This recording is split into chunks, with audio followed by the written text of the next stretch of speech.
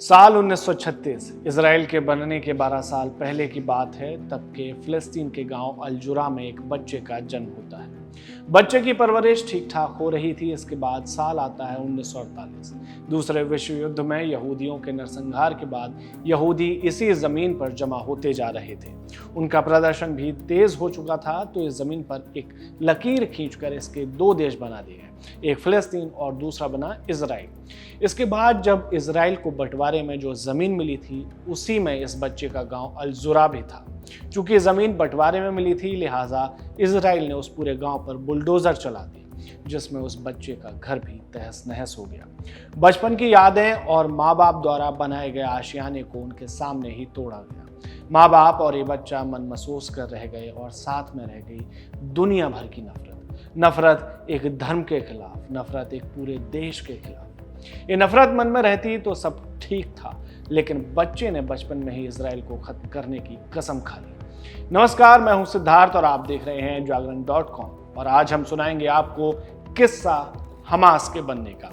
जिस बच्चे ने अपना घर उजड़ने के बाद इजराइल के खात्मे की कसम खाई थी, उसका नाम था अहमद यासीन। स्कूली पढ़ाई के बाद यासीन ने आगे की शिक्षा के लिए इजिप्ट की एन शम्स यूनिवर्सिटी में दाखिला लिया।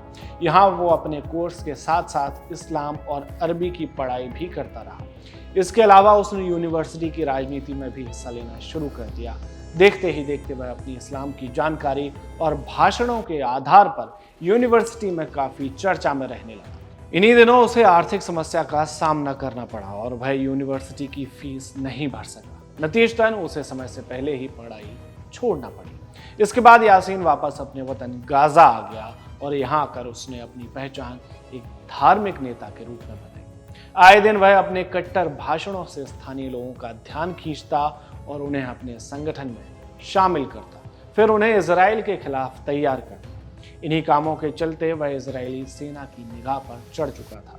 फिर साल आता है 1983। इजराइल की सेना ने उसे इजराइल के खिलाफ साजिश रचने के जुर्म में गिरफ्तार कर लिया। उसे कोर्ट ने 13 साल की सजा सुनाई, लेकिन 2 साल के बाद उसके संगठन के लड़ाकों ने 2 इजरायली कमांडरों का अपहरण कर लिया और बदले में अहमद यासीन को छोड़ने की मांग की। मजबूरी ही सही, पर इजरायली सरकार को झुकना पड़ा और अहमद यासीन छूट गया।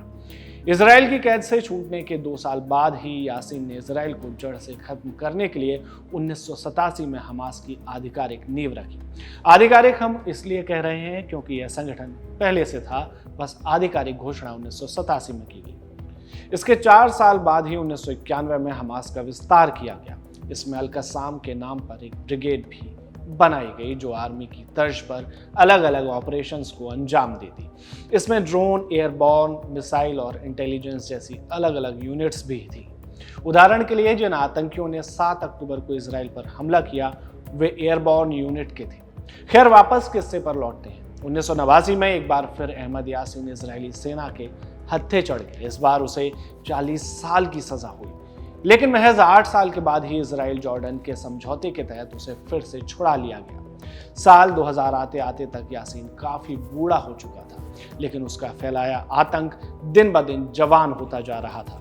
बुढ़ापे के चलते और व्हीलचेयर पर होने के बाद भी वह जितना हो सकता था उतना सक्रिय रहा, लेकिन उसकी सक्रियता हमास के बढ़ने के लिए काफी नहीं थी। लिहाजा उसने हमास की कमान भी याह्या सिनवार समेत दूसरे लोगों को सौंप दी।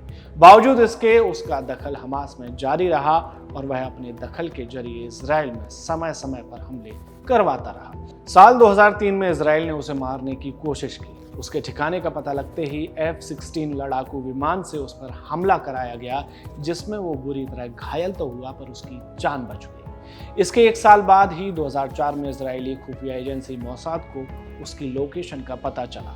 मोसाद ने यह जानकारी इजराइल डिफेंस फोर्स से साझा की। आनन फानन में इजरायली सेना ने फिर अपने लड़ाकू हेलीकॉप्टर भेजे और इस बार उन्हें सफलता मिल गई। अहमद यासीन इस हमले में मारा गया, लेकिन जो चीजें जिंदा रह गई थी वो थी उसके द्वारा फैलाई गई नफरत और उसका संगठन हमास। दोनों ही चीजें इजराइल के लिए आज भी उतना ही बड़ा सिरदर्द हैं जितना उसके जिंदा रहते थी, बल्कि कुछ मायनों में उससे भी ज्यादा बड़ा सिरदर्द है।